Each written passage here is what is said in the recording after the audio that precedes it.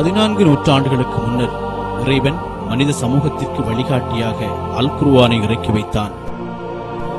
அத்தோடு இவ்வேதத்தை பின்பற்றுவதன் மூலம் நேர்வழி பெறுமாறும் மக்களை பணித்தான்.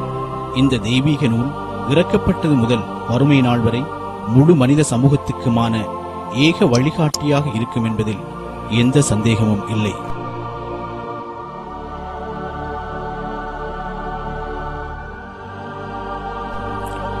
அல் குர்ஆனின் தன்னிகரற்ற போக்கும் அதனுள் அடங்கியிருக்கின்ற அதியுயர் ஞானமும் அது இறைவாக்கு என்பதற்கு தெளிவான ஆதாரமாகும். இதனை நிரூபிக்கும் வகையில் பல்வேறு அற்புதங்களை அது தன்னகத்தே கொண்டுள்ளது. 20ஆம் நூற்றாண்டின் தொழில்நுட்ப விருத்தியால் கண்டறியப்பட்ட எத்தனையோ விஞ்ஞான உண்மைகளை அல் குர்ஆன் 1400 வருடங்களுக்கு முன்னரே அழுத்தமாக சொல்லியிருப்பது அந்த அற்புதங்களில் ஒன்று எனலாம்.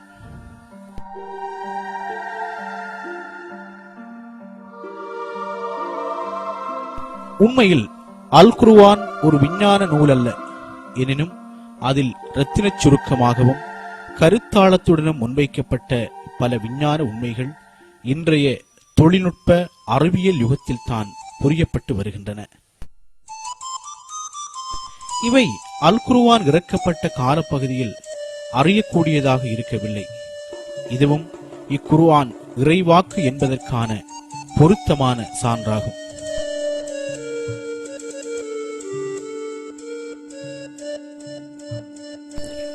குர்ஆனின் விஞ்ஞான அறிவுத்தன்மையை அற்புதத்தன்மையை விளங்க முன்னர் அது இறங்கிய சூழ்நிலையில் விஞ்ஞான அறிவு மக்களிடம் எந்தளவு தூரம் இருந்தது என்பதை புரிந்து கொள்வது அவசியமாகும். குர்ஆன் இறங்கிய 7ஆம் நூற்றாண்டில் அரபு சமூகம் பல மூட கொள்கைகளாலும் குருட்டு நம்பிக்கைகளாலும் கட்டுண்டு கிடந்தது. அவர்களிடம் இப்பிரபஞ்சத்தையோ இயற்கையையோ பற்றி எதனையும் அறிந்து கொள்வதற்கான அறிவு பின்னணி காணப்படவில்லை. தம் மூதாதையரிடமிருந்து பெற்ற கட்டுக்கதைகளைத்தான் அவர்கள் நம்பியிருந்தனர்.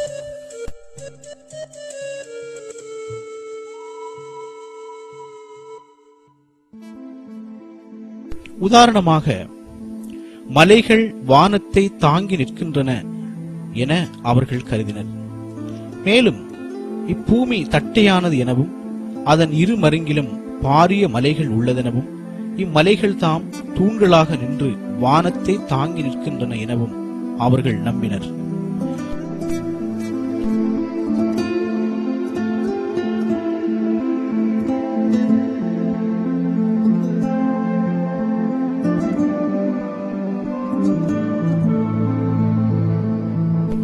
அரபு சமூகத்தில் வேரூன்றியிருந்த இத்தகைய மூட நம்பிக்கைகளை எல்லாம் அல் குர்ஆன் வானங்களை தூணின்றி உயர்த்தியுள்ளான் என்ற வசனத்தின் மூலம் களைந்தறிந்தது. மலைகள்தாம் வானத்தை தாங்கி நிற்கின்றது எனும் கருதுகோளை பெறுமதியற்றதாக்கியது. எவருமே உணராத பல உண்மைகள் அவர்களால் உணரப்படுவதற்கு முன்னரே அல் குர்ஆன் வெளிக்கொணர்ந்தது. வானியல், பௌதீகம், உயிரியல் என்பன குறித்து மிகச் சிறிய அளவு அறிவை பெற்றிருந்த காலப்பகுதியிலேயே குர்ஆன் இறக்கப்பட்டாலும் உண்மையில் பிரபஞ்சத்தின் தோற்றம், மனித பிறப்பு, வளிமண்டல கட்டமைப்பு, புவியின் மேல் சாத்தியமான உயிர் வாழ்க்கையின் சமநிலை போன்ற பல விடயங்கள் குறித்த அடிப்படை உண்மைகளை அது முன்வைத்தது. இவ்வகையில் குர்ஆன் ஒரு தெய்வீக வாக்கு என்பதை எடுத்துக்காட்டும் அதன் பல விஞ்ஞான அற்புதங்களில் சிலவற்றை இங்கே எடுத்துக்காட்ட விளைகிறோம்.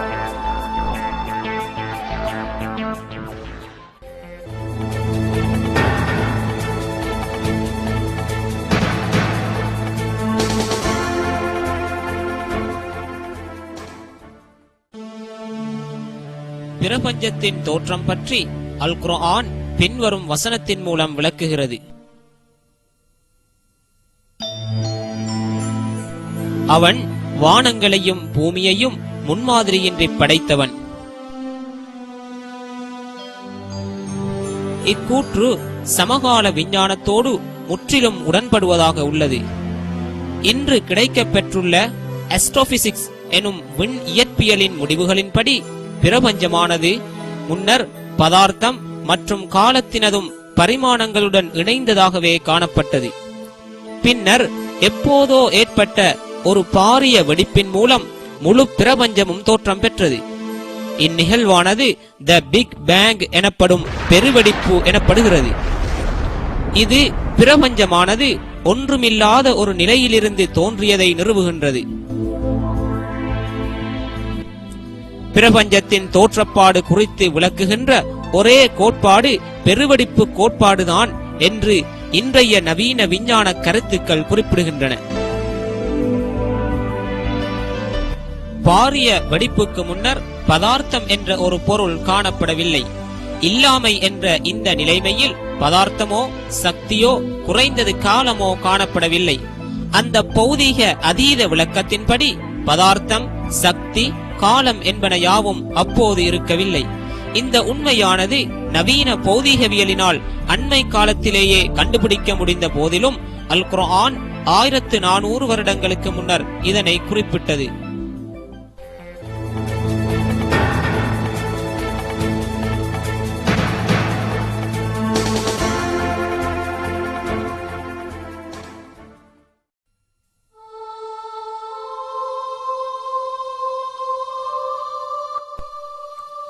வானியல் பற்றிய விஞ்ஞானம் வளர்ச்சி பெற்றிராத 7ஆம் நூற்றாண்டு கால பகுதியில் பிரபஞ்சத்தின் விரிவு பற்றி அல் குர்ஆன் இவ்வாறு குறிப்பிடுகின்றது.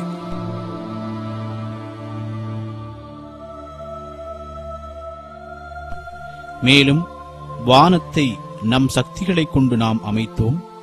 நிச்சயமாக நாம் பரந்த ஆற்றல் உடையோராவோம்.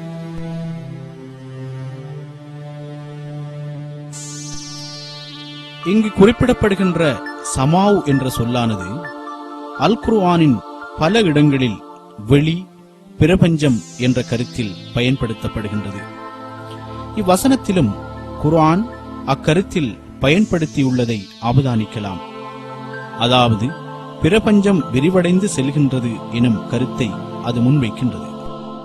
பிரபஞ்சமானது ஒரு மாறா இயல்புடையதும் அறிய முடியாத ஆரம்பத்தை கொண்டதும் ஆகும் என்பதே 20ஆம் நூற்றாண்டின் ஆரம்பம் வரை நிலவி வந்த ஒரே கருத்து. எனினும் நவீன தொழில்நுட்பத்தினை கொண்டு பெற்ற ஆய்வுகளினதும் அவதானங்களினதும் முடிவு பிரபஞ்சமானது தொடக்கத்தினை கொண்டதும் தொடர்ச்சியாக விரிவடைந்து கொண்டிருப்பதுமாகும் என குறிப்பிடுகின்றது. 20ஆம் நூற்றாண்டின் ஆரம்பத்தில் ரஷ்ய பௌதீகவியலாளரான அலெக்சாந்தர் ஃப்ரைட்மேன் என்பவரும் பெல்ஜிய பிரபஞ்சவியலாளரான ஜோர்ஜ் லெமேட் என்பவரும் பிரபஞ்சம் தொடர்ச்சியான இயக்கத்தை கொண்டுள்ளதுடன் தொடர்ந்து விரிவடைந்து கொண்டிருக்கின்றது என்பதை கோட்பாட்டு ரீதியாக முன்வைத்தார்கள். இவ்வுண்மையானது மற்றொரு அவதானிப்பு தரவு மூலம் 1929 நிரூபிக்கப்பட்டது. எட்வின் ஹபிள் தொலைநோக்கி ஒன்றினூடாக வானை அவதானித்த போது நட்சத்திரங்களும் பால்வெளி மண்டலமும் தொடர்ச்சியாக ஒன்றிலிருந்து ஒன்று விலகி அசைந்து கொண்டு இருக்கின்றன என்பதை கண்டுபிடித்தார். பிரபஞ்சத்தில் உள்ள ஒவ்வொரு அங்கமும் ஏனையவற்றிலிருந்து விலகி தொடர்ந்து அசையும் போது இயல்பாகவே பிரபஞ்சம் விரிவடைய ஆரம்பிக்கின்றது. தொடர்ந்து பல வருடங்களாக பெறப்பட்ட அவதானிப்புகளின்படி பிரபஞ்சமானது தொடர்ந்து விரிவடைகின்றது என்பது நிரூபணமாகி உள்ளது. இது பற்றி யாருமே அறிந்திராத காலத்தில் தான் அல் குர்ஆன் இவ்வுண்மையை தெளிவுபடுத்தியது.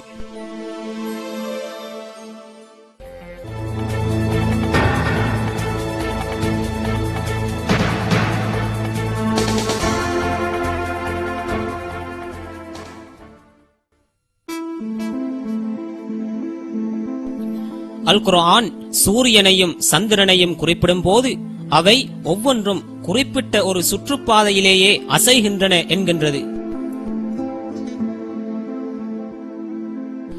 இன்னும் அவனே இரவையும் பகலையும் சூரியனையும் சந்திரனையும் படைத்தான். வட்டவரைக்குள் ஒவ்வொன்றும் இயங்குகின்றன.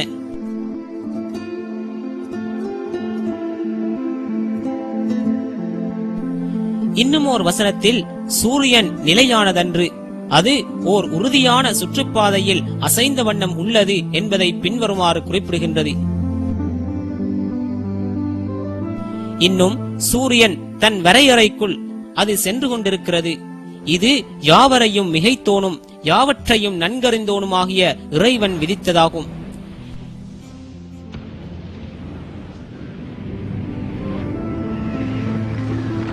இவ்வுண்மையை வானியல் அவதானங்களினால் எமது காலப்பகுதியிலேயே கண்டுபிடிக்க முடிந்தது. வானியலாளர்களது கணிப்பீட்டு முடிவுகளின்படி சூரியனானது மணிக்கு 7,20,000 கிலோமீட்டர் எனும் அதிவேகத்தில் வெகா எனும் உடுவின் திசையில் முன்னேறிக் கொண்டிருக்கின்றது. இக்குறிப்பிட்ட பிரதேசம் சூரிய முகடு என அழைக்கப்படுகின்றது. அதாவது சூரியன் அண்ணளவாக ஒரு நாளைக்கு 17,02,80,000 கிலோமீட்டர் தூரம் தனது பாதையில் முன்னேறுகிறது. சூரியனுடன் ஏனைய கோள்களும் உப கோள்களும் சூரியனின் ஈர்ப்பு சக்திக்கு உட்பட்டு ஒரே தூர இடைவெளியில் பயணிக்கின்றன. அத்துடன் பிரபஞ்சத்தில் உள்ள ஏனைய உடுக்களும் திட்டமிட்ட முறையில் அசைந்த வண்ணம் உள்ளன. முழு பிரபஞ்சமும் பாதைகளாலும் சுற்றுவட்ட பாதைகளாலும் ஆனதென்பதை பின்வரும் அல் குர்ஆன் வசனம் காட்டுகின்றது. பாதைகளுடைய வானத்தின் மீது சத்தியமாக,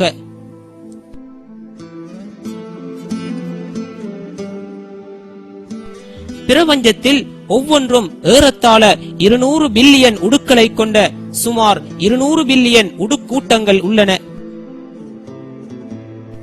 அவற்றில் பல உடுக்களுக்கு கோள்கள் உண்டு, கோள்களுக்கு உபகோள்கள் உண்டு. இவை யாவும் திட்டமான ஒரு சுற்றுவட்ட பாதையில் இயங்குகின்றன.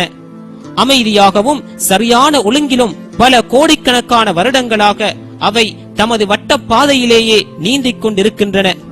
அதுபோலவே வால் நட்சத்திரங்களும் தமக்கேயுரிய பாதையில் வலம் வந்த வண்ணம் உள்ளன.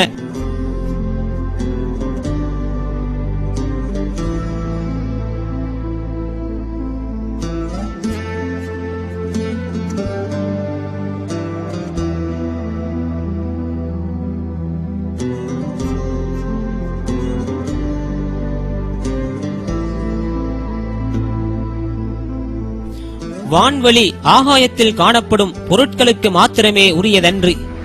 பால்வெளி மண்டலமும் அண்டவெளியில் முறையான ஒழுங்கில் மிக வேகமாக சுற்றுவட்ட பாதையில் இயங்கி வருகிறது. இவற்றின் இயக்கத்தின் போது ஒன்றையொன்று மோதிக்கொள்ளவோ முந்திக்கொள்ளவோ மாட்டாது.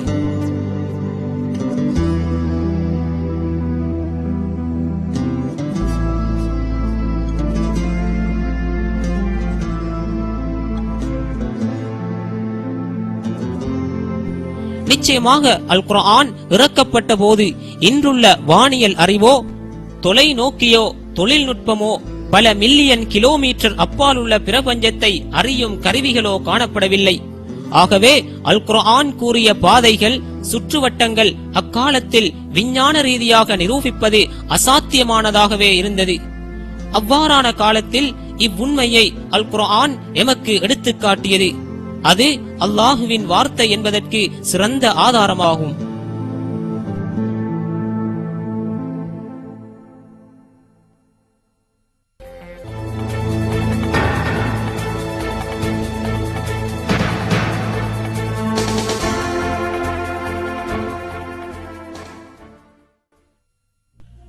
அல்லாஹு தஆலா அல் குர்ஆனில் வானின் அமைப்பை கூறுவதன் மூலம் எம் கவனத்தை வெகுவாக ஈர்க்கின்றான். இன்னும் வானத்தை நாம் பாதுகாப்பான கூரையாக அமைத்தோம், எனினும் அவர்கள் அவற்றிலுள்ள அத்தாட்சிகளை புறக்கணித்து விடுகின்றார்கள்.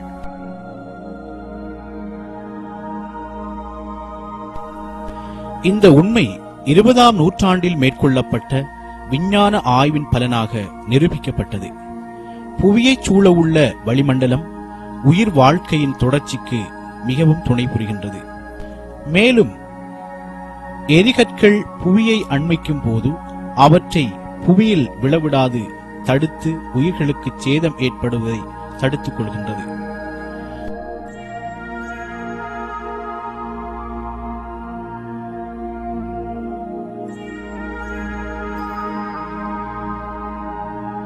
அது மாத்திரமன்றி அது உயிர்களுக்கு தீங்கு விளைவிக்கும் கதிர்கள் விண்வெளியில் இருந்து பூமியை அடையவிடாமல் தடுத்துக் கொள்கின்றது.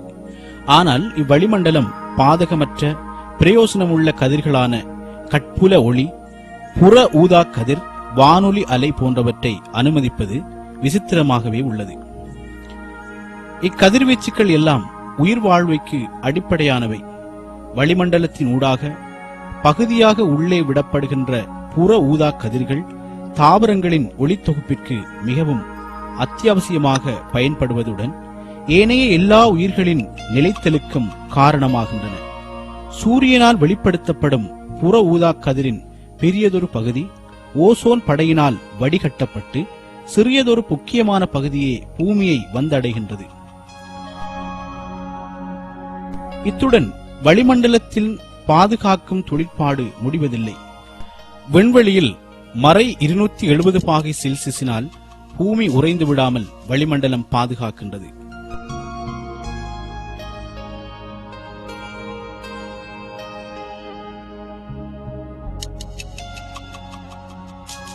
மேலும் வளிமண்டலம் மட்டுமே பூமியையும் கொடிய தாக்கங்களிலிருந்து பாதுகாக்கின்றது என கொள்ள முடியாது. மாறாக புவியின் காந்தப்புலம் காரணமாக தோன்றுகின்ற வான் அலன் பெல்ட் எனப்படும் வான் அலன் வலயம் என்றதொரு படையமைப்பும் எமது பூகோளத்தை அச்சுறுத்தும் கதிர்களை எதிர்க்கும் ஒரு கேடயமாக தொழிற்படுகின்றது. சூரியனாலும் ஏனைய உடுக்களாலும் தொடர்ந்து வீசப்படும் இக்கதிர்வீச்சு உயிர்களுக்கு அச்சுறுத்தலானவை. இந்த வான் அலன் வலயம் மாத்திரம் இல்லாவிடில் சூரியனில் அடிக்கடி தோன்றுகின்ற மாபெரும் சக்தி வெளிப்பாட்டினால் தோன்றும் சூரிய தீப்பிழம்பினால் பூமியில் உள்ள எல்லா உயிர்களும் அழிந்துவிடலாம். இவ்வாறான சக்தி வெளிப்பாடுகள் அண்மை காலங்களில் அண்ணளவாக மதிப்பீடு செய்யப்பட்டுள்ளன. அதாவது ஹிரோஷிமாவில் போடப்பட்ட அணுகுண்டுகள் போல் 100 பில்லியன் அணுகுண்டுகளது சக்தி வெளிப்பாட்டுக்கு சமப்படுத்தப்படுகின்றது.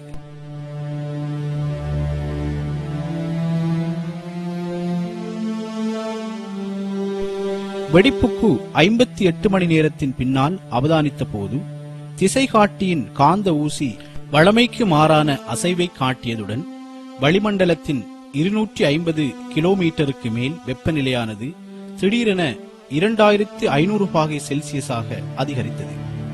சுருக்கமாக சொல்வதாயின் எமது புவிக்கு மேல் பரிபூர்ண ஒழுங்குமுறை செயற்படுவதை அவதானிக்கலாம். இவ்வொழுங்குமுறையானது புவியை சூழ்ந்ததாக அமைவது போலவே புவிக்கு வெளியிலிருந்து வரும் தாக்கங்களிலிருந்தும் பாதுகாத்துக் கொள்கின்றது. இவ்வுண்மைகளை விஞ்ஞானிகள் அண்மை காலத்தில் தான் கண்டறிந்தாலும் எல்லாம் வல்ல அல்லாஹ் பல ஆண்டுகளுக்கு முன்னரே இது பற்றி தெளிவாக கூறியுள்ளான்.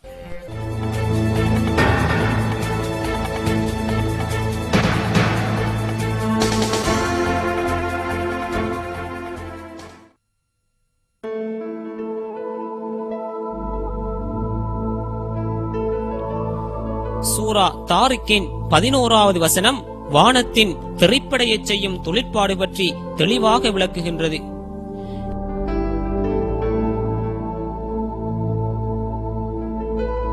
திருப்பி அனுப்புகின்ற வானத்தின் மீது சத்தியமாக.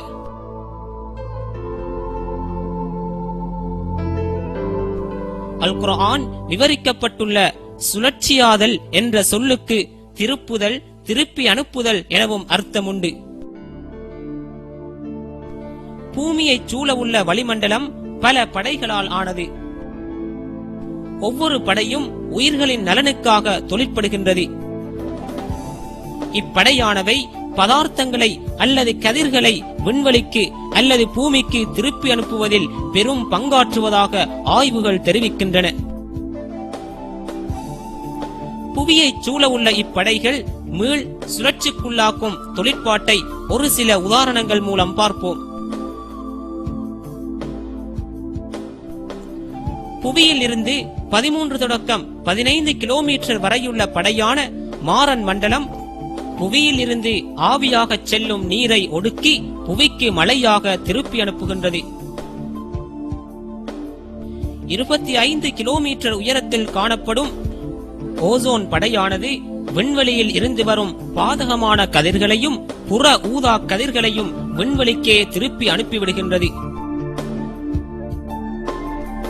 அயன் மண்டலமானது புவியிலிருந்து ஒளிபரப்பாகின்ற வானொலி அலைகளை பூமியின் பல பாகங்களுக்கும் திரைப்படையச் செய்கின்றது. இதன் மூலம் வானொலி, தொலைக்காட்சி அலைகள் பல தூரமான இடங்களை சென்றடைய இணைப்பில்லாத தொடர்பாடல் முறையாக இருந்து வருகிறது. வளிமண்டலத்தின் படையமைப்பு பற்றிய உண்மைகள் அண்மை காலத்தில் கண்டுபிடிக்கப்பட்ட போதிலும் அல் குர்ஆன் பல நூற்றாண்டுகளுக்கு முன்னரே இதனை அறிவித்துள்ளது. இது மேலும் அல் குர்ஆன் ஓர் இறை வசனம் என்பதை உறுதியாகவே பறைசாற்றுகின்றது.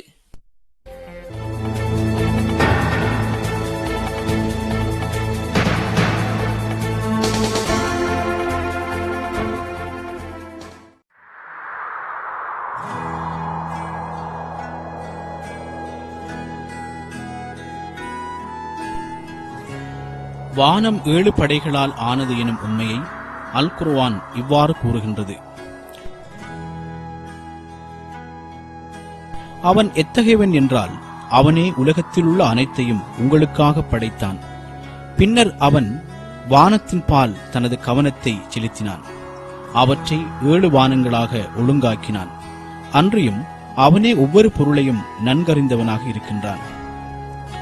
பின்னர் அவன் வானம் புகையாக இருந்தபோது படைக்க நாடினான். ஆகவே 2 நாட்களில் அவற்றை 7 வானங்களாக அவன் ஏற்படுத்தினான். ஒவ்வொரு வானத்திற்கும் அதற்குரிய கடமை இன்னதென்று அறிவித்தான்.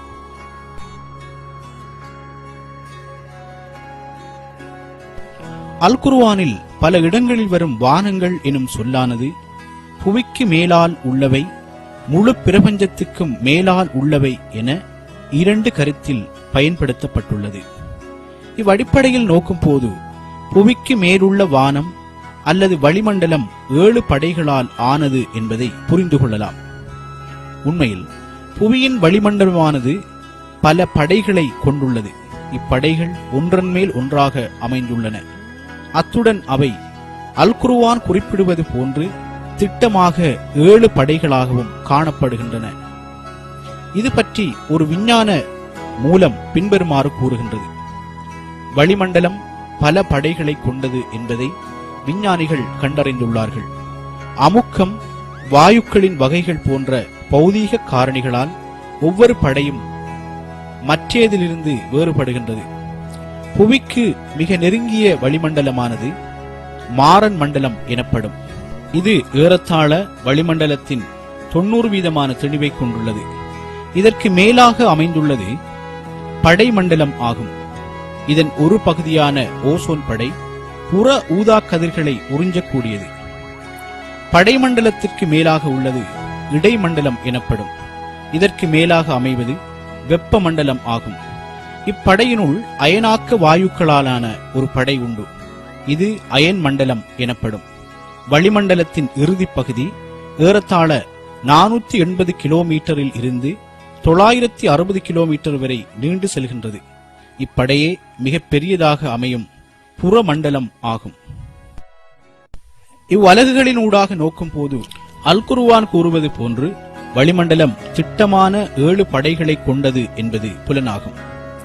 20ஆம் நூற்றாண்டின் தொழில்நுட்பத்தினால் கூட மிக திருத்தமாக கண்டறிய முடியாத இவ்வுண்மைகளை 1400 வருடங்களுக்கு முன் அல் குர்ஆன் தெளிவுற குறிப்பிடுவது அது தரும் இன்னொரு பாரிய அற்புதமாகும்.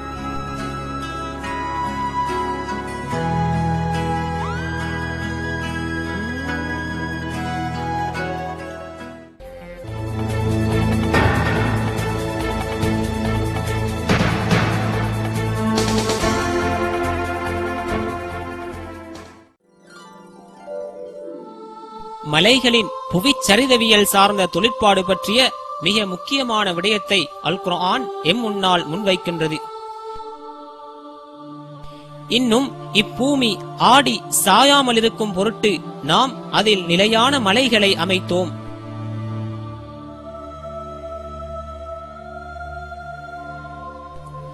இவ்வசனத்தின்படி மலைகள் புவியின் மீது அதிர்வினை தடுக்கும் நடைமுறையாக தொழிற்படுகின்றது. இவ்வுண்மையை அல் குர்ஆன் வெளியிடும் போது அது பற்றி அறிந்தவர்கள் எவரும் இருக்கவில்லை.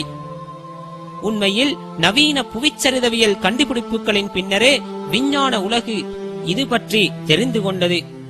இக்கண்டுபிடிப்புகளின்படி புவியோட்டின் மேற்பரப்பை உருவாக்கும் படைகளது அசைவால் அல்லது மோதல் செயற்பாட்டால் மலைகள் தோற்றம் பெறுகின்றன என்பது அவர்களது முடிவாகும். புவியோட்டின் இரு தகடுகள் மோதுகின்ற போது பலம் பொருந்திய தகடு மற்றையதின் கீழாக வழுக்கி அசையும்.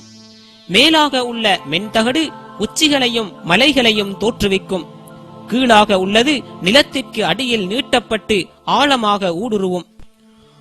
அதாவது மலைகளின் வெளியே தென்படும் பகுதி போன்றே ஒரு பெரிய பகுதி நிலத்தினுள் நாட்டப்பட்டிருக்கும். ஒரு விஞ்ஞான குறிப்பு மலைகளின் அமைப்பு பற்றி பின்வருமாறு கூறுகின்றது. எங்கு நிலத்திணிவுகள் மலை தொடர்களாக தடிப்படைந்துள்ளதோ அங்கு புவியோடு புவியின் உட்பகுதிக்குள் ஆழமாக அமிழ்ந்திருக்கும். இன்னொரு வசனத்தில் மலைகள் ஆப்புக்கு ஒப்பிட்டு கூறப்பட்டுள்ளது. நாம் இப்பூமியை விரிப்பாக ஆக்கவில்லையா? இன்னும் மலைகளை முளைகளாக ஆக்கவில்லையா? இன்னொரு வகையில் கூறினால் மலைகள் என்பன புவியோட்டில் உள்ள தகடுகள் இணைகின்ற பகுதிகளில் தகடுகள் இணைக்கப்படும் போது உண்டாகின்றன. இந்த முறையில்தான் அவை புவியோட்டில் நாட்டப்பட்டு அசைவதை விட்டும் அதை தடுத்து நிற்கின்றன. சுருக்கமாக கூறின் மலைகளை நாம் ஆணிகளாக காட்டலாம். ஏனெனில் ஆணிகள் பலகைகளை ஒன்றாக இணைத்துவிடக்கூடியவை. மலைகளின் இந்நாட்டும் தொழிற்பாடு விஞ்ஞான குறிப்பில் சமநிலைத்தன்மை எனும் சொல்லினால் பின்வருமாறு விளக்கப்படுகின்றது. புவியீர்ப்பின் அழுத்தத்தினால் பாறை குழம்பானது கீழ்ப்பரப்பில் பாய்ச்சப்படுவதின் விளைவாகவே புவியோட்டின் பொதுச் சமநிலையானது பேணப்படுகின்றது. நவீன புவிச்சரிதவியல் மற்றும் புவி நடுக்க ஆய்வுகளில் கண்டறிந்த இம்மலைகளின் தொழிற்பாடு பல நூற்றாண்டுகளுக்கு முன்னர் அல் குர்ஆனில் கூறப்பட்டமை மகத்தான இறைவனின் மிகுந்த ஞானத்திற்கு ஓர் உதாரணமாகும். இன்னும் இப்பூமி ஆடி சாயாமல் இருக்கும் பொருட்டு நாம் அதில் நிலையான மலைகளை அமைத்தோம்.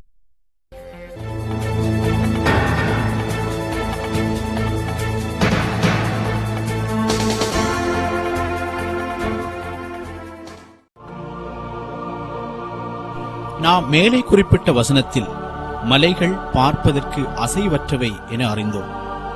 ஆனால் அவை ஒரு மாறா அசைவை கொண்டவை என அல் குர்ஆன் இன்னொரு இடத்தில் குறிப்பிடுகின்றது. இன்னும் நீர் மலைகளை பார்த்து அவை மிகவும் உறுதியாக இருப்பதாக எண்ணுகின்றீர்.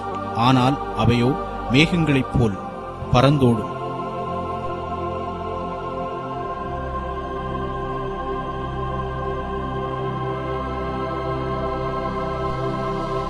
மலைகளின் அசைவானது அவை அமையப்பெற்றுள்ள புவியோட்டின் அசைவினாலேயே ஏற்படுத்தப்படுகின்றது. புவி ஓடானது அடர்ந்த புவி இடைக்கோட்டு பகுதியின் மீது மிதந்து காணப்படுகின்றது. 20ஆம் நூற்றாண்டின் தொடக்கத்தில் தான் வரலாற்றில் முதன்முறையாக ஜெர்மன் நாட்டு விஞ்ஞானியான அல்ஃபிரட் வெக்னர் என்பவர் கண்டங்கள் தோன்றும் போது ஆரம்பத்தில் ஒன்றாக இணைந்தவாறே காணப்பட்டன. ஆனால் பின்னர் அவை வேறுபட்ட திசைகளில் நகர்ந்ததால் ஒன்றிலிருந்து ஒன்று பிரிந்து சென்றன என கண்டறிந்தார்.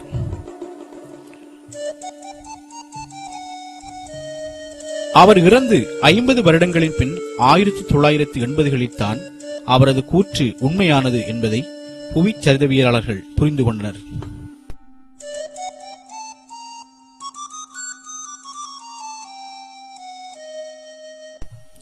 இருபதாம் நூற்றாண்டின் ஆரம்பத்தில் மேற்கொள்ளப்பட்ட புவிச்சரிதவியல் ஆய்வின் விளைவாக கண்டுபிடிக்கப்பட்ட புவி ஓட்டின் அசைவு பற்றி விஞ்ஞானிகளால் பின்வருமாறு விளக்கப்பட்டது. புவி ஓடும் இடையோடும் ஏறத்தாழ 100 கிலோமீட்டர் தடிப்பு கொண்ட புவியோட்டின் மூடிப்பகுதி தகடுகள் எனும் சிறு துண்டங்களாக பிரிக்கப்பட்டுள்ளன. அவை பெரிய 6 துண்டுகளாகவும் இன்னும் சிறிய பல துண்டுகளாகவும் அமைய பெற்றுள்ளன. புவியின் தகட்டோட்டு கொள்கையின்படி இத்தகடுகள் புவியின் மேல் கண்டங்களை சுமந்தபடி அசைகின்றன. அவற்றிடையே சமுத்திரம் பாய்கின்றது. கண்ட நகர்வானது வருடத்திற்கு 1 முதல் 5 சென்டிமீட்டர் என கணக்கிடப்பட்டுள்ளது. இந்நகர்வானது தொடர்ந்து நடைபெறுமானால் இது புவியின் நிலவு அமைப்பில் சிறிய மாற்றத்தை ஏற்படுத்தும். இதன்படி ஒவ்வொரு வருடமும் அத்லாந்திக் சமுத்திரமானது சொற்ப அளவில் அகலமாகிக் கொண்டு வருகின்றது. இங்கு முக்கியமாக குறிப்பிட வேண்டிய விடயம் யாதெனில், இறைவன் மலைகளின் அசைவு என வசனத்தில் குறிப்பிட்டது இவ்வாறான ஒரு நகர்வையே. இன்றைய நவீன விஞ்ஞானிகள் கூட இவ்வசைவை கண்ட நகர்வு கண்டினென்டல் ட்ரிஃப்ட் என குறிப்பிடுகின்றனர். இன்று கண்டறியப்பட்ட இவ்வுண்மை பல நூற்றாண்டுகளுக்கு முன்னரே அல் குர்ஆன் குறிப்பிட்டமை அது ஓர் அற்புதம் என்பதை சந்தேகமின்றி எடுத்துரைக்கின்றது.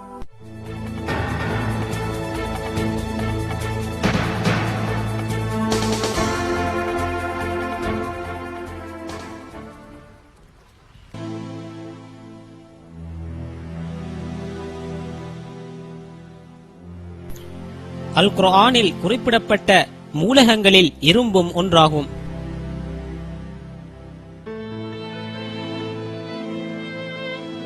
சூரா ஹதீதில் இரும்பை பற்றி, மேலும் இரும்பையும் நாம் இறக்கினோம், அதில் கடினமான சக்தியும் மனிதர்களுக்கு பலன்களும் இருக்கின்றன என குறிப்பிடுகின்றது. குறிப்பாக இரும்பை இறக்கி வைத்தோம் என இவ்வசனத்தில் குறிப்பிட்டமை அது மனிதனுக்கு பல வழிகளிலும் நன்மை பயக்கும் என கருதியே என சிலேடையாக குறிப்பிடுகின்றது. ஆனால் நாம் இச்சொல்லுக்கு மொழியியல் கருத்தின்படி நோக்கினால் வானிலிருந்து ஒரு சடப்பொருளாக அது இறக்கப்பட்டது எனும் அர்த்தத்தை கொடுக்கின்றது. எனவே மேற்கூறிய அல் குர்ஆன் வசனம் ஒரு விஞ்ஞான அற்புதத்தை காட்டி நிற்கின்றது எனலாம். ஏனெனில் இரும்பானது புவிக்கு வெளியிலுள்ள பாரிய உடுக்களில் இருந்து புவிக்கு வந்திருக்கலாம் என்று நவீன விண்ணியல் ஆராய்ச்சிகள் தெரிவிக்கின்றன. புவியிலுள்ள கனரக உலோகங்களானவை பெரிய உடுக்களிலிருந்து தோற்றுவிக்கப்பட்டவையே. எமது ஞாயிற்று தொகுதி தாமாகவே இரும்பை உருவாக்கக்கூடிய எந்த அமைப்பும் கிடையாது. இரும்பானது சூரியனிலும் பார்க்க மிக பெரிய பல 100 மில்லியன் பாகைக்கு மேற்பட்ட வெப்பநிலை கொண்ட உடுக்களாலேயே தோற்றுவிக்கப்பட முடியும். ஒரு உடுவில் இரும்பின் பெருமானம் குறிப்பிட்ட அளவை விட அதிகரிக்கும் போது அவை நோவா அல்லது மீனோவா எனும் வடிவில் வெடிக்க வைக்கின்றது. இவ்வெடிப்பினால் இரும்பை கொண்ட எரிகற்களாக பிரபஞ்சம் எங்கும் சிதறும் இவ்விரும்பு எரிகற்கள் ஒரு கிரகம் அல்லது உப கிரகத்தின் ஈர்ப்புக்கு உட்படும் வரை ஆகாயத்தில் மிதந்து கொண்டிருக்கும்.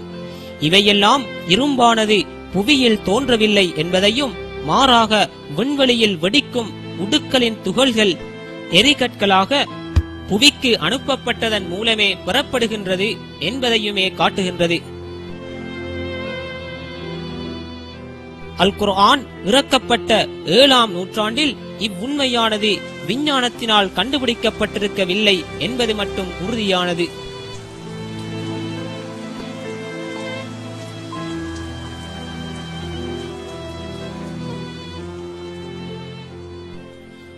சூரா ஹதீதின் 25ஆம் வசனம் இரும்பை பற்றி பேசுகின்றது.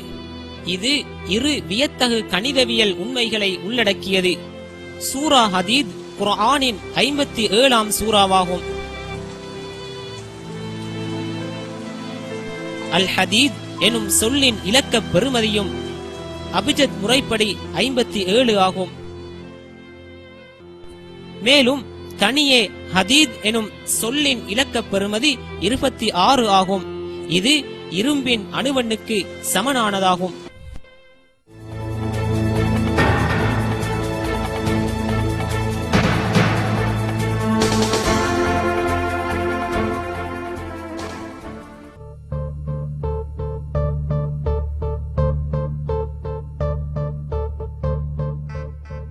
காற்று ஒரு கருவுறச் செய்யும் தொழிற்பாட்டினை செய்வதால் மழை உருவாகின்றது.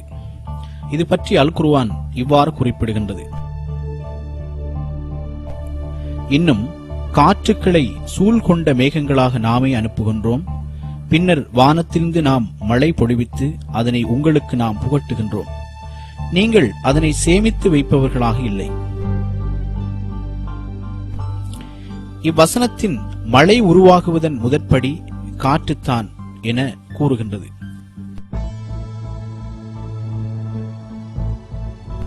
இருபதாம் நூற்றாண்டின் ஆரம்பம் வரை காற்றுக்கும் மழைக்கும் இடையில் அறியப்பட்ட தொடர்பு யாதெனில் காற்று முகில்களை இழுத்துச் செல்கின்றது என்பது மட்டுமே. எப்படியாயினும் நவீன வளியியல் ஆராய்ச்சிகள் மழை உருவாகுவதில் காற்றின் கருவுறச் செய்யும் தொழிற்பாடு பற்றி விளக்குகின்றன. இக்கருவுறச் செய்யும் விதம் எவ்வாறு நிகழ்கின்றது என இனி நோக்குவோம். சமுத்திர நீர் நுரைகளால் சமுத்திர மேற்பரப்பில் எண்ணற்ற வளிக்குமிழ்கள் உருவாகின்றன. அவ்வேளை அந்த வளிக்குமிழ்கள் அண்ணளவாக 0.01 மில்லிமீட்டர் விட்டம் கொண்ட ஆயிரக்கணக்கான சிறிய துணிக்கைகளாக உடைந்து வளியில் வீசப்படுகின்றன. ஏரோசோல்ஸ் எனப்படும் இத்துணிக்கைகள் நிலத்திலிருந்து காற்றினால் எடுத்து வரப்பட்டு தூசுடன் கலந்து வளிமண்டலத்தின் மேற்படைகளை சென்றடையும். காற்றினால் மிக உயரத்திற்கு கொண்டு செல்லப்படும் இத்துணிக்கைகள் அதற்கு மேலாக உள்ள நீராவியுடன் சேரும். நீராவி இத்துணிக்கைகளை சூழ ஒடுங்கி நீர்த்துளியாக மாறும். இந்நீர்த்துளிகள் முதலில் ஒன்று சேர்ந்து முகிலாகி பின்னர் மழையாகி பூமியை வந்தடையும். மேலே குறிப்பிட்டபடி காற்றானது வழியில் மிதந்து கொண்டிருக்கும் நீராவியை கடலிலிருந்து வரும் துணிக்கைகளுடன் சேர்த்து கருக்கொள்ளச் செய்து இறுதியில் மழை மேகத்தை உருவாக்குவதற்கு உதவுகின்றது. இப்பண்பை காற்று கொண்டிருக்காவிடின் வளிமண்டலத்தின் மேற்படையில் நீர்த்துளி தோன்றுவதோ மழை பொழிவதோ சாத்தியமற்றதாகிவிடும்.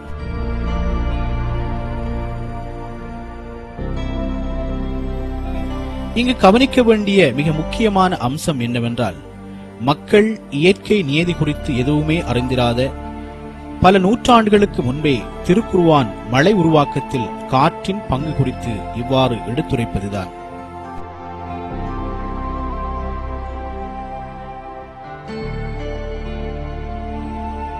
மழையை பற்றி அல் குர்ஆன் தரும் தகவல்களில் ஒன்று அதனை அவன் பூமிக்கு அளவோடு இறக்கி வைத்தான் என்பதாகும். இது சூரா ஜுஹ்ருஃபில் பின்வருமாறு கூறப்படுகின்றது: அவன்தான் மேகத்திலிருந்து மழையை அளவோடு இறக்கி வைக்கின்றான், பின்னர் அதனை கொண்டு இறந்து கிடந்த இந்த பூமியை அவன் உயிர்ப்பிக்கின்றான். இவ்வாறே நீங்களும் இறந்த பின் உயிர் கொடுக்கப்பட்டு வெளிப்படுத்தப்படுவீர்கள். நவீன ஆய்வுகள் மழையின் அளவு பெருமானத்தை கண்டறிந்துள்ளன. ஒரு செகண்டில் அண்ணளவாக 16 மில்லியன் டொன் நீரானது புவியிலிருந்து ஆவியாகி செல்கின்றது. எனவே ஒரு வருடத்திற்கு 513 ட்ரில்லியன் நீர் ஆவியாகின்றது. இது ஒரு வருடத்திற்கு பூமிக்கு கிடைக்கும் மழை நீரின் அளவுக்கு சமமாகும். நீரானது மாறா வட்டத்தில் சமநிலையில் ஒரு அளவுக்கேற்ப சுழன்று கொண்டிருக்கிறது.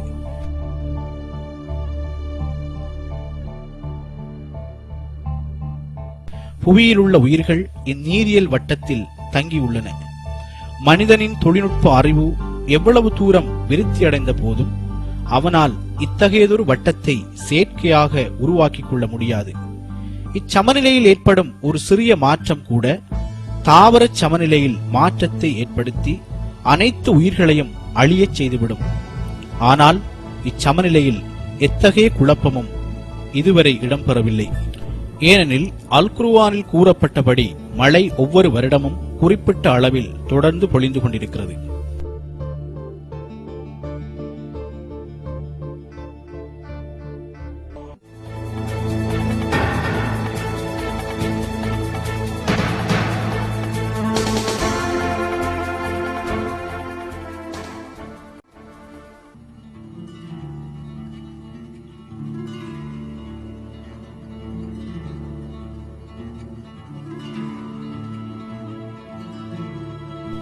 கடல்கள் சம்பந்தமாக அண்மையில் கண்டறியப்பட்ட உண்மையானது ஒரு குர்ஆன் வசனத்தில் பின்வருமாறு காட்டப்படுகின்றது: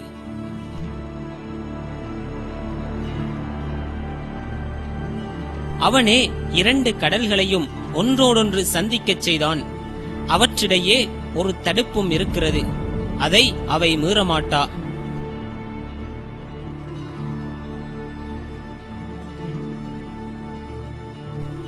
ஒன்றாக வருகின்ற அறவே ஒன்றோடொன்று கலக்காத கடல்களை பற்றி சமுத்திரவியலாளர்கள் அண்மையில் கண்டறிந்தனர். பௌதிக சக்திகளால் மேற்பரப்பின் விசை காரணமாக அண்மித்துச் செல்லும் 2 கடல்கள் ஒன்று கலப்பதில்லை. அக்கடல் நீரின் அடர்த்தி வேறுபாட்டால் அவை ஒன்றுடன் ஒன்று கலப்பதும் தவிர்க்கப்பட்டு அவற்றிடையே ஒரு மெல்லிய சுவர் இருப்பது போல காட்சியளிக்கும். இங்கு வியக்கத்தக்க விடயம் என்னவெனின், மக்கள் பௌதிகவியல் மேற்பரப்பு விசை அல்லது சமுத்திரவியல் பற்றி எதுவுமே அறிந்திரா காலத்தில் அல் குர்ஆன் இதனை குறிப்பிட்டமையாகும்.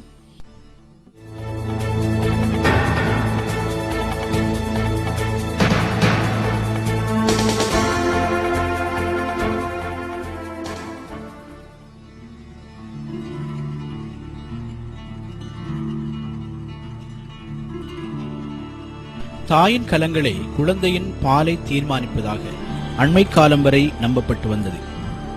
அல்லது குறைந்தது ஒரு ஆணினதும் பெண்ணினதும் கலங்களே கூட்டாக பாலை தீர்மானிக்கும் எனவும் நம்பப்பட்டது. ஆனால் செலுத்தப்படுகின்ற ஒரு துளி விந்திலிருந்து ஆண்மை அல்லது பெண்மை உருவாவதாக அல் குர்ஆன் வேறுபட்ட கருத்தினை தருகின்றது.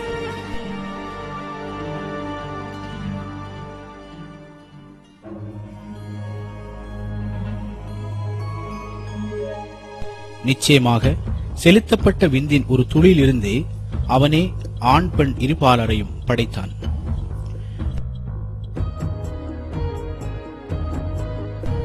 குர்ஆன் குறிப்பிட்ட கருத்துக்களின் விஞ்ஞான உறுதிப்பாட்டை புறப்புரிமையியல், மூலக்கூற்று உயிரியல் கொள்கைகள் வலுப்படுத்துகின்றன. அதாவது ஆணிலிருந்து வரும் விந்து கலமே பாலை தீர்மானிக்கின்றது எனவும் பெண்ணின் பங்கு இதில் முற்றாகவே கிடையாது என்றும் அறியப்பட்டுள்ளது. பாலை தீர்மானிப்பதில் நிறமூர்த்தங்களே முக்கியமானவை. மனிதனது கட்டமைப்பை தீர்மானிக்கும் 46 நிறமூர்த்தங்களில் 2 நிறமூர்த்தங்களே லிங்க நிறமூர்த்தங்களாகும். இவை ஆணில் XY எனவும் பெண்ணில் XX எனவும் சொல்லப்படும். ஏனெனில் இவற்றின் வடிவம் இவ்வெழுத்துக்களின் வடிவை ஒத்திருக்கின்றன. வை நிறமூர்த்தம் ஆண் தன்மைக்கான பரம்பரை இயல்பு தொகுதியையும் எக்ஸ் நிறமூர்த்தம் பெண் தன்மைக்கான பரம்பரை இயல்பு தொகுதியையும் கொண்டிருக்கும். ஆணிலும் பெண்ணிலும் ஜோடியாக காணப்படும் இவற்றில் ஒவ்வொரு நிறமூர்த்தத்தின் இனக்கலப்பு சேர்க்கையினாலேயே ஒரு புது மனித பிறவி தோன்றுகின்றது. பெண்ணில் உள்ள இலிங்க கலம் முட்டையாக்கத்தின் போது 2ஆக பிரிந்து ஒவ்வொரு கலமும் எக்ஸ் நிறமூர்த்தத்தை காவும். ஆணின் லிங்க கலம் 2ஆக பிரியும் போது ஒன்று எக்ஸ் நிறமூர்த்தம் கொண்டதும் மற்றேது வை நிறமூர்த்தம் கொண்டதுமான இருவகை விந்துக்கள் உருவாகும். பெண்ணிலிருந்து வந்த எக்ஸ் நிறமூர்த்தம் கொண்ட விந்துடன் இணையும் போது குழந்தை பெண்ணாகவும், வை நிறமூர்த்தம் கொண்ட விந்துடன் இணையும் போது குழந்தை ஆணாகவும் அமையும்.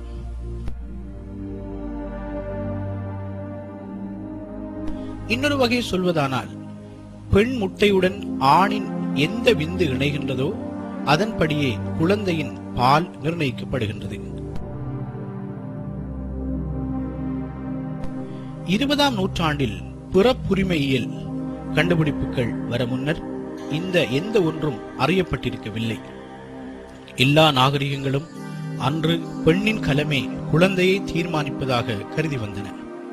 அதனால்தான் பெண் குழந்தையை பெற்றெடுக்கும் போது அவள் குற்றம் சுமத்தப்பட்டாள். குர்ஆன் பால் நிர்ணயம் பெண்ணினால் அன்றி ஆணிலால் ஏற்படுகிறது என்பதை 14 நூற்றாண்டுகளுக்கு முன்னரே கூறி வைத்தது.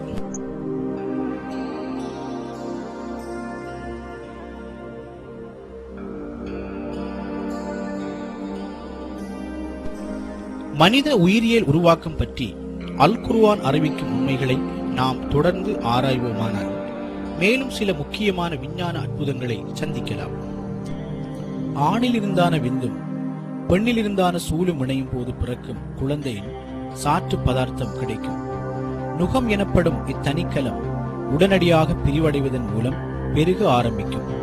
இறுதியில் முளையம் எனப்படும் ஒரு சதை துண்டமாக மாறும். இதனை ஒரு நுணுக்கு காட்டி மூலமாகவே மனிதனால் பார்க்க முடியும். முளையமானது அதன் வளர்ச்சி காலத்தை சூனியமான முறையில் கழிப்பதில்லை. ஒரு மரத்தின் வேர்கள் எவ்வாறு நிலத்தை இறுக பிடித்திருக்கின்றதோ அவ்வாறே முளையமானது கருப்பையில் ஒட்டிக்கொள்ளும். இப்பிணைப்பினால் முளையம் வளர்வதற்கு தேவையான முக்கியமான பதார்த்தங்களை தாயிலிருந்து பெற்றுக்கொள்ளும். இங்கு குர்ஆன் மிகவும் வியக்கத்தக்க அதிசயத்தை வெளியிடுகின்றது. தாயின் கருப்பையில் வளரும் முளையத்தை அல் குர்ஆனில் அல்லாஹ் அலக் என்ற சொல்லினால் குறிப்பிடுகின்றான். படைத்த உம்முடைய இறைவனின் திருநாமத்தை கொண்டு ஓதுவீராக. அலக் என்ற நிலையிலிருந்து மனிதனை படைத்தான். உம் இறைவன் மாபெரும் கொடையாளி. அரபு மொழியில் அலக் என்பது சில இடங்களில் ஒட்டிக்கொள்ளும் ஒரு பொருள் என பொருள்படும். இச்சொல் ஓர் உடலில் ஒட்டிக்கொண்டு குருதியை உறிஞ்சும் அட்டையை நேரடியாக குறிக்கின்றது. தாயின் கருப்பையில் வளரும் முளையத்துக்கு அவ்வாறான ஒரு பொருத்தமான சொல்லை பயன்படுத்தியமை அல் குர்ஆன் இறை வசனம் என்பதையும் அல்லாஹ் முழு உலகத்துக்குமான ஏக இறைவன் என்பதையும் மீண்டும் நிரூபிக்கின்றது.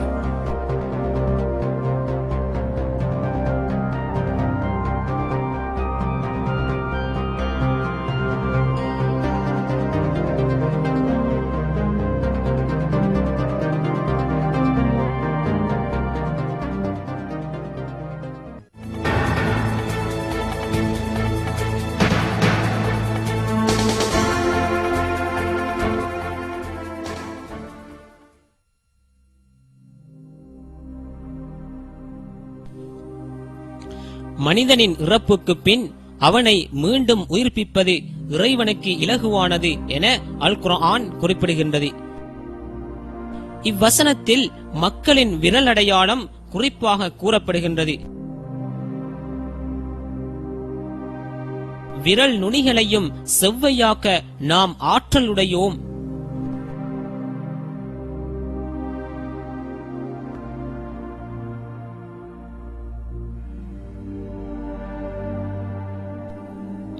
இங்கு விரல் அடையாளம் குறிப்பாக கூறப்பட விசேட காரணமுண்டு. ஏனெனில் ஒவ்வொருவரது விரல் அடையாளமும் முற்றிலும் பிரத்யேகமானது. பூமியில் வாழ்கின்ற இறந்த ஒவ்வொரு நபரும் தனித்துவமான விரல் அடையாளத்தை கொண்டுள்ளனர். அதனால்தான் இன்று உலகம் முழுவதும் ஒருவரது அடையாளத்தை நிரூபிக்கும் தனித்துவத்தை அறியும் ஒன்றாக விரல் அடையாளம் பயன்படுத்தப்படுகின்றது. ஆனால் இவ்வுண்மை 19ஆம் நூற்றாண்டின் இறுதியிலேயே விஞ்ஞானிகளால் கண்டுபிடிக்கப்பட்டது. அதற்கு முன் மக்கள் அதனை சாதாரண ரேகையாக மட்டுமே பார்த்தார்களே தவிர அதில் எந்த முக்கியத்துவமோ அர்த்தமோ இருப்பதை அறியவில்லை.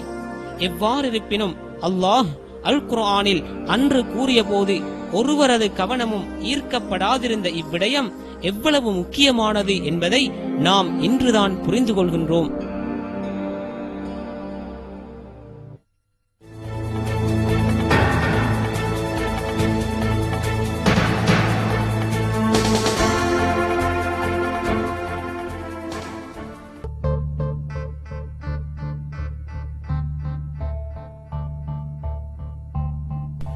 தாயின் கருப்பையில் மனித உயிர்களின் வளர்ச்சி படிகளை பற்றி இன்னுமொரு முக்கியமான கருத்தை அல் குர்ஆன் முன்வைக்கின்றது. அதாவது தாயின் கருப்பையில் முதலில் எண்புகள் விருத்தியாகும், பின்னர் அவை தசையினால் போர்த்தப்படும் என அல் குர்ஆன் கூறுகின்றது. பின்னர் அந்த இந்திரிய துளியை அலக் என்ற நிலையில் ஆக்கினோம். பின்னர் அந்த அலக்கை ஒரு தசை பிண்டமாக்கினோம். பின்னர் அத்தசை பிண்டத்தை எலும்புகளாகவும் ஆக்கினோம். பின்னர் அவ்வெலும்புகளுக்கு மாமிசத்தை அணிவித்தோம். பின்னர் நாம் அதனை வேறு ஒரு படைப்பாக ஆக்கினோம். அல்லாஹ் பெரும் பாக்கியமுடையவன், மிக அழகான படைப்பாளன்.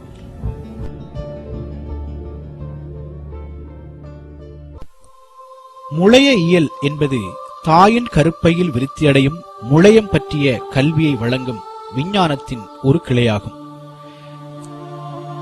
தசையும் என்பும் ஒரே நேரத்தில் விருத்தியடைவதாக மிக அண்மை காலம் வரை முளையவியலாளர்கள் நம்பியிருந்தனர். இதனால் நீண்ட காலமாக சிலர் இவ்வசனம் விஞ்ஞானத்துடன் முரண்படுவதாக வாதாடினர். நவீன தொழில்நுட்பத்தின் பயனாக விருத்தியடைந்த உயிர் நுணுக்கு காட்டிகள் மூலம் தற்போது இக்குர்ஆன் வசனம் உண்மை என நிரூபிக்கப்பட்டுள்ளது. நுணுக்கு காட்டியினூடாக அவதானங்கள் தாயின் கருப்பையில் வளரும் முளையத்தின் விருத்தி இவ்வசனத்தில் குறிப்பிட்டபடியே நிகழ்கின்றது என்பதை உறுதிப்படுத்துகின்றன. முதலில் முளையத்தின் கசி இளைய என்பு வன்மையடையும். பின்னர் என்பை சூழ உள்ள இழையங்களிலிருந்து தெரிவு செய்யப்படும் தசைக்கலங்கள் ஒன்றாகச் சேர்ந்து என்பை போர்த்தி மூடும். இந்நிகழ்வானது டெவலப்பிங் ஹியூமன் என்ற விஞ்ஞான வெளியீடு ஒன்றில் பின்வருமாறு விளக்கப்படுகின்றது. 7வது வாரத்தில் வன்கூடானது உடல் முழுவதும் பரவத் தொடங்கும். என்புகள் அவற்றின் உரிய வடிவங்களை எடுக்கும். 7ஆம் வாரத்தின் இறுதியில் 8வது வாரத்தின் என்புகளை சுற்றி தசை அவற்றின் இடங்களில் எடுத்துக்கொள்ளும்.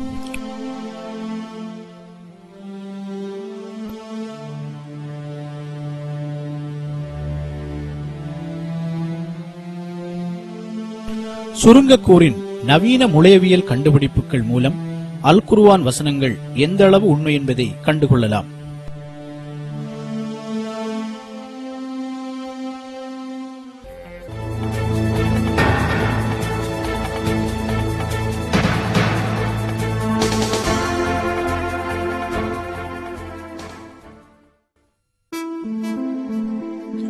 தாயின் கருப்பையில் 3 கட்டங்களினூடாக மனிதன் உருவாக்கப்படுவதாக அல் குர்ஆன் கூறுகின்றது.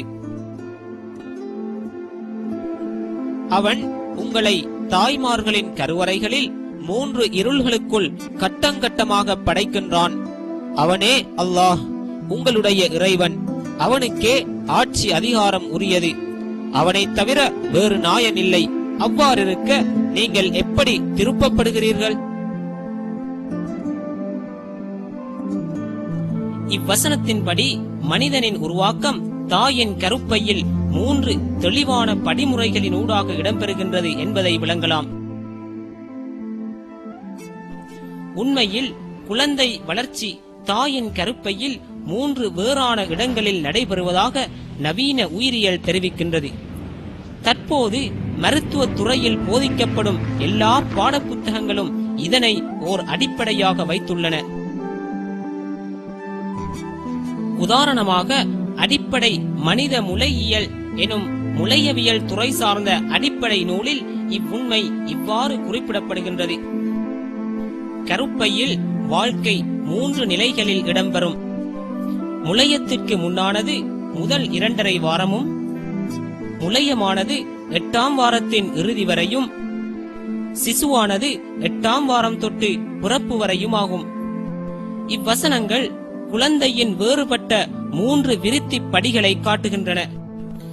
நவீன கருவிகளின் ஊடான அவதானத்தின் பின்னரே தாயின் கருப்பையினுள்ளே விருத்திக்கான தகவல்கள் பெறக்கூடியதாயிருந்தது. இத்தகவல்களை ஒத்ததாகவே அல் குர்ஆனின் வசனங்கள் அற்புதமான முறையில் அமைந்துள்ளன. அல் குர்ஆன் மனிதனின் வசனமன்றி இறைவனின் வசனமே என்பதற்கு இதுவும் ஓர் அத்தாட்சியாகும்.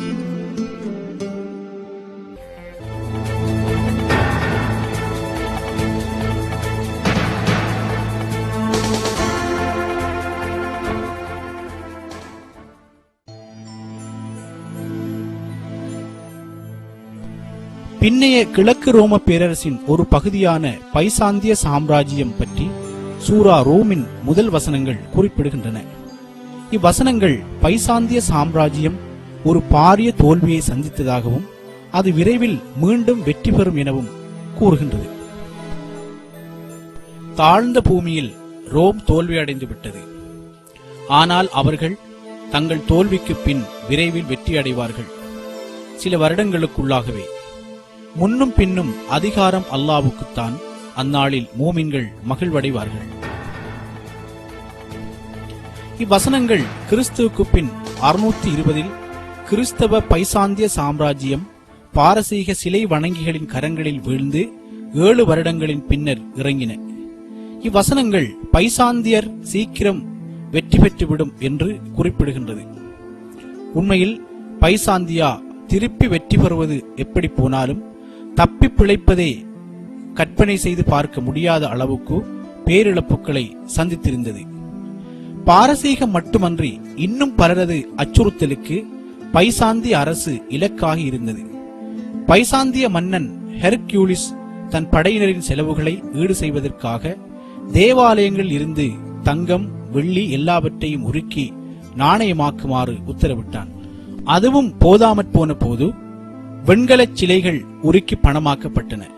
அத்தோடு பல கவர்னர்கள் மன்னர் ஹெர்குலிஸிற்கு எதிராக கிளர்ந்தெழுந்ததோடு பைசாந்திய பேரரசு அழிவின் விளிம்பில் தள்ளாடிக் கொண்டிருந்தது. பைசாந்திய பேரரசு ஏற்கனவே சொந்தமாக இருந்த மெசபத்தோமியா, பலஸ்தீன், எகிப்து, ஆர்மேனியா போன்ற பிரதேசங்களெல்லாம் பாரசீகர்களால் ஆக்கிரமிக்கப்பட்டன. சுருங்கச் சொல்லால் பைசாந்தியா முழுமையாக அழிந்துவிடும் என ஒவ்வொருவரும் எதிர்பார்த்திருந்தனர். சரியாக அச்சந்தர்ப்பத்திலேதான் சூரா ரூமின் இவ்வசனங்கள் பைசாந்தியா மீண்டும் வெற்றி வாகை சூடும் எனும் செய்தியை முன்னறிவிப்பு செய்தது.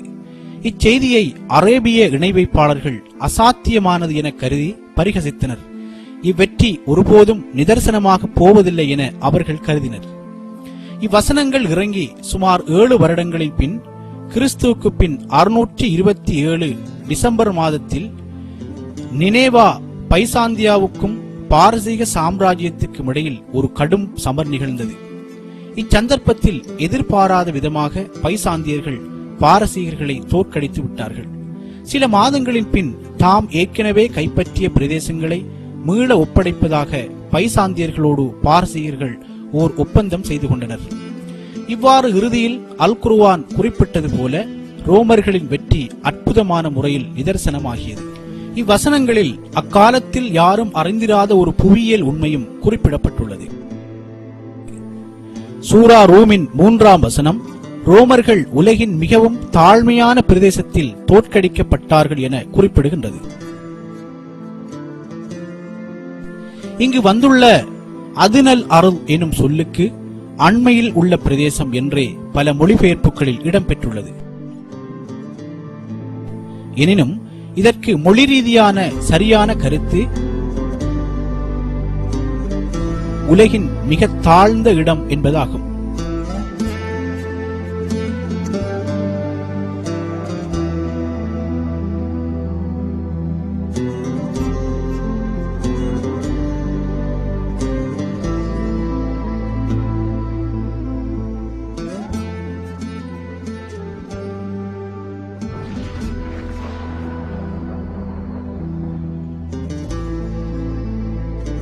இவ்வசனம் குறிப்பிடுவது போல் சிரியா, பலஸ்தீனம், ஜோர்தான் ஆகிய நாடுகளுக்கிடையில் அமைந்துள்ள சாக்கடலை அண்டிய பகுதியிலேயே பைசாந்தியர்கள் ரோமர்களால் வெற்றி கொள்ளப்பட்டனர். கடல் மட்டத்திலிருந்து 395 மீட்டர் ஆழத்தில் உள்ள சாக்கடல் பிரதேசம் உலகின் மிக தாழ்ந்த பிரதேசம் என இன்று கண்டறியப்பட்டுள்ளது. இவ்வுண்மை இன்றைய நவீன தொழில்நுட்ப முறையினை பயன்படுத்தியே கண்டறியப்பட்டது. ஆனால் இவ்வுண்மையை எவராலும் அறிய முடியாத ஒரு காலப்பகுதியில் அல் குர்ஆன் விளக்கியமை அதன் விஞ்ஞான அற்புதங்களுக்கு இன்னுமோர் உதாரணமாகும்.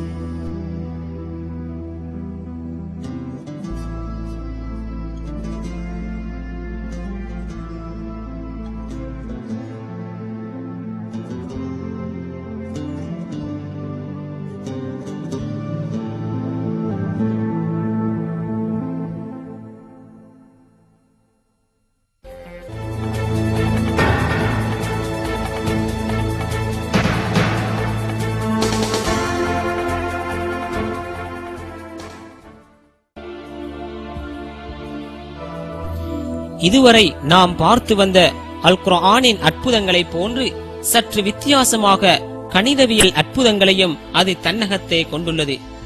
அல் குர்ஆனில் பல இடங்களில் இடம்பெற்றுள்ள சில சொற்களின் எண்ணிக்கை அல்லது கூட்டுத்தொகை இதற்கு ஓர் உதாரணமாகும். வியப்புக்குரிய வகையில் ஒன்றோடொன்று தொடர்புற்ற சில சொற்கள் ஒரே எண்ணிக்கையில் இடம்பெற்றுள்ளமை இங்கு குறிப்பிடத்தக்கது. நாள் எனும் சொல் 365 முறை இடம்பெற்றுள்ளதுடன் அதன் இருமை பன்மை வடிவங்கள் 30 முறை இடம்பெற்றுள்ளது. மாதம் எனும் சொல் 12 தடவை இடம்பெற்றுள்ளது. கூலி, பரிசு எனும் சொல் 117 முறை மீட்டப்பட்டுள்ளதோடு மன்னிப்பு எனும் சொல் மேற்கூறியதில் 2 மடங்காக 234 முறை இடம்பெற்றுள்ளது. 7 வானங்கள் எனும் சொல் 7 முறை மீட்டப்பட்டுள்ளது. அத்துடன் வானங்களை படைத்தல் எனும் தொடர் 7 முறை இடம்பெற்றுள்ளது. நம்பிக்கை என்ற தனிச்சொல் மட்டும் 25 முறை இடம்பெற்றுள்ளதோடு நிராகரிப்பு எனும் சொல் அதே அளவில் இடம்பெற்றுள்ளது. ஜகாத் எனும் சொல் 32 தடவை இடம்பெற்றுள்ளதுடன் அருள் எனும் சொல் 32 முறை குறிப்பிடப்பட்டுள்ளது. சிறந்தவர்கள் எனும் சொல் 6 முறை உபயோகிக்கப்பட்டுள்ளதோடு அதன் எதிர்கருத்தான மோசமானவர்கள் எனும் சொல் அதன் பாதியளவு 3 முறை இடம்பெற்றுள்ளது. மனிதன் எனும் சொல் 65 முறை பயன்படுத்தப்பட்டுள்ளது. இதே எண்ணிக்கையில்தான் மனித படைப்பின் கட்டங்கள் பற்றியும் குறிப்பிடப்பட்டுள்ளது. மண் 17 தடவைகளும், இந்திரிய துளி 12 தடவைகளும், முளையம் 6 தடவைகளும், சதைப்பிண்டம் 3 தடவைகளும், என்பு 15 தடவைகளும், சதை 12 தடவைகளும், மொத்தமாக 65 தடவைகள் குறிப்பிடப்பட்டுள்ளன.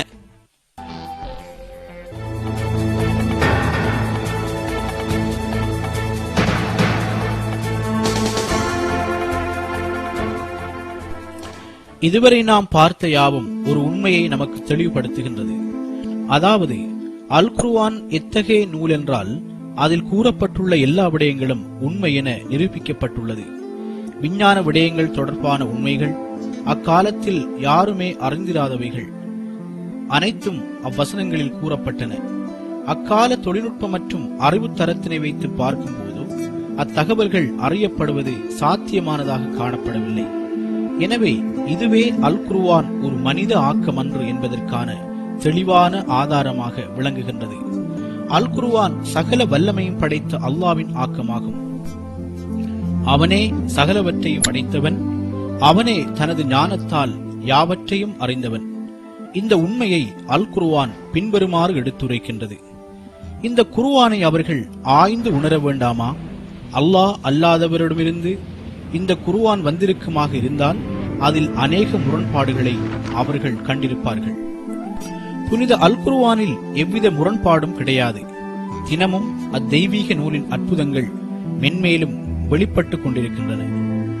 மனிதனின் கடமையாதனில் அல்லாஹ்வினால் அருளப்பட்ட அந்த குர்ஆனை பின்பற்றி வாழ்வதும் அதனை ஏக வழிகாட்டியாக எடுத்துக்கொள்வதுமாகும். இந்த கருத்தை அல் குர்ஆன் பின்வருமாறு முன்வைக்கின்றது. இது நாம் அருள் பாலித்து இறக்கி வைத்ததொரு வேதமாகும்.